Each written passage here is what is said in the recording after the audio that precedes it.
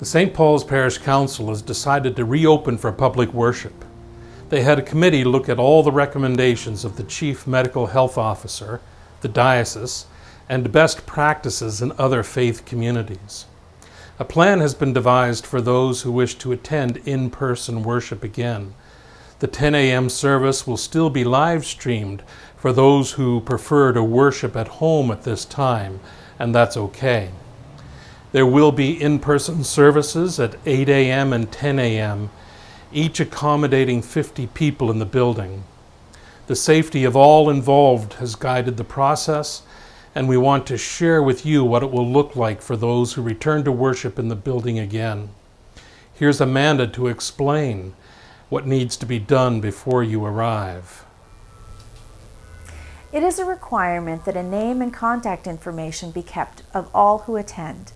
As seating is limited, we will require all attendees to register in advance. This can be done two ways. You could register online at Eventbrite, or you can register by calling me at the office. Before attending, please make sure that you meet the criteria established by the CMHO.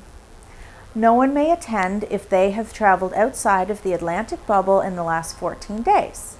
No one attends if they feel sick, have a fever, or other COVID symptoms. Even if you have a registration, it's okay. We understand that you cannot attend. Just let us know and we will not be mad. Safety first.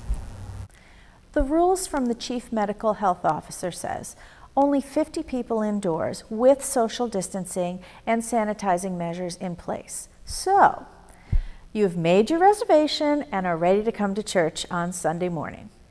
There have been some changes, so here's what you can expect. Just like at the grocery store, anticipate a lineup on entry with 2-meter distancing markers in place. The doors will open about 20 minutes prior to the beginning of the service. At the door, you will be greeted by a sides person who will confirm your reservation and escort you to your seat. Once you are seated, please stay there. Unless you need to use the washroom, then we suggest exiting at the nearest aisle and moving to the washroom at the entryway to the church. We want to make this experience as easy and as safe as possible. It will be different. John? Thank you, Amanda. There will be no books or bulletins because these are difficult to sanitize.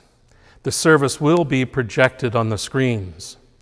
There will be no congregational singing, but you're invited to enjoy the soloist or other music at the 10 a.m. service. Offerings can be made by depositing envelopes or donations in the box or basket at the entrance of the church, either at the beginning or at the end of the service. We will share the peace through nods, bows, or holding up the peace sign, but we won't be leaving our pews for the peace. The distribution of communion has been carefully considered. Those administering communion will bring it to each attendee. They will be masked. You are encouraged to use the hand sanitizer at your seat prior to receiving. Communion will be in bread only at this time. At the dismissal, we ask that people leave the church from the back pews to the front pews to minimize interaction and passing by people. And in the words of Dr. Morrison, be safe, be kind.